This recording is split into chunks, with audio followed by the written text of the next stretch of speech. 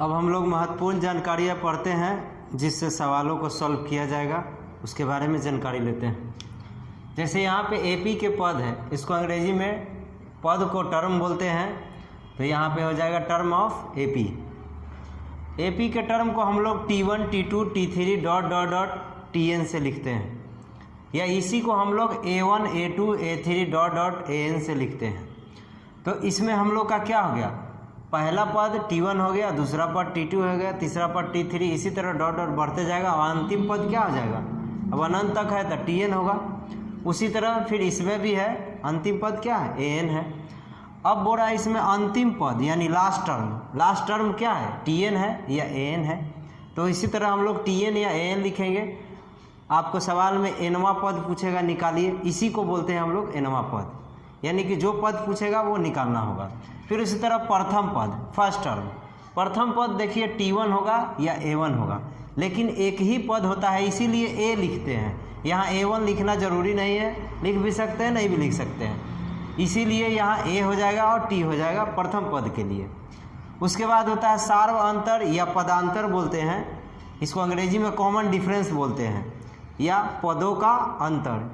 तो common difference अंग्रेजी में बोलते हैं, इसीलिए D से लिखते हैं पदांतर को या सार्वंतर को, मतलब पदों का अंतर। तो दो पदों का अंतर क्या होता है, पदांतर होता है, सार्वंतर होता है। जैसे यहाँ T2 में से T1 को घटा देंगे तो D बराबर हम लोग का फॉर्मूला निकल जाएगा T1 माइनस T2 या T3 माइनस T2। आपको हमेशा क्या लिखना है, तीसरा पद में से दूसरा को घटाना है, यानी कि उससे पहले वाला को घटाना है। तो जो संख्या प्राप्त होगा क्या आएगा, सार्वंतर आएगा, यानी D का मान आएगा। या आप लिख सकते हैं T4 minus T3 dot dot dot, इस तरह से आप कोई एक फार्मूला, इसमें से कोई क्रम दिया रहेगा, अनुक्रम दिया रहेगा, टर्म दिया रहेगा, तो आप D का मान निकाल सकते हैं। आपका सवाल किस तरह से आएगा, आइए हम लोग चलते एग्जाम्पल के द्वारा समझते हैं, इसको और क्लियर करते हैं। जैसे कोई एपी दिया रहेगा 2, 4, 6, 8, 10 डॉट डॉट डॉट, तो आपको बोलेगा कि इसमें प्रथम पद और सार्वंतर निकालिए, यानी D का मान निकालिए। तो हम लोग को क्या दिया हुआ है, सोल्व A बराबर, प्रथम पद को हम लोग A से लिखते हैं, तो A का मान क्या हो गया 2, प्रथम पद 2 ही है, और सार्वंतर यानी D का मान निकालना है। तो D का मान निकालने के लिए क्या फार्मूला यहाँ दी है, T2 माइनस T1, यानी दूसरा पद माइनस पहला पद, या तीसरा पद माइनस दूसरा पद। तो किसी को घटा दीजिए, चलिए दूसरा में से पहला को घटाते हैं, तो 4 में से 2 गया, 2 आया।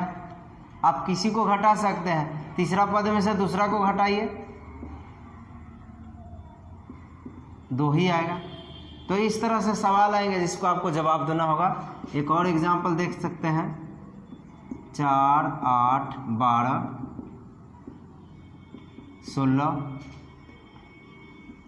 चलिए प्रथम पद पूछेगा, तो A का मान क्या हो जाएगा, पहला पद क्या है 4 है, और D का मान तो बताए हैं कि दूसरा पद में से पहला को घटा देंगे, तो 8 में से 4 को घटाएंगे तो क्या आएगा, 4 ही आएगा। तो उम्मीद करता हूँ कि आपको समझ में आया होगा। तब तक के लिए मिलते हैं अगले एक्सरसाइज में, धन्यवाद। उम्मीद करता हूँ कि आपको समझ में आया होगा। तो अब हम लोग एक्सरसाइज की ओर चलते हैं।